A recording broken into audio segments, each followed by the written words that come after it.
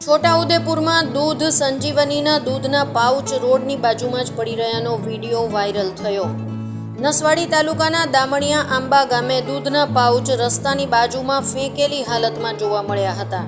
બાળકોને અપાતા દૂધના પાઉચ ફૂલીને દડા જેવા થઈ ગયા.